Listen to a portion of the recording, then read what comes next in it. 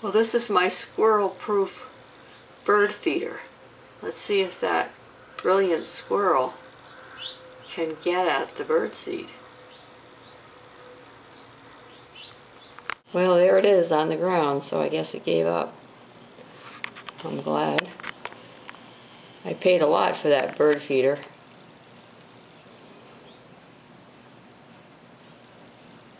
But enough falls down so that the squirrels in the yard have plenty to eat.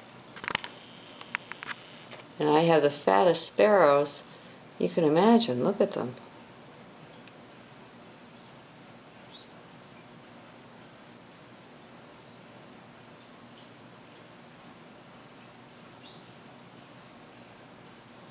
I put the feeder on the other side, but occasionally there are cats in the yard.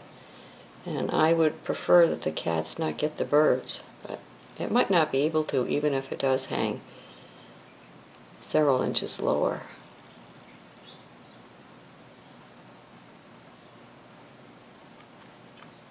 Got some happy birds. I hope the squirrel is happy. It looks kind of fat to me.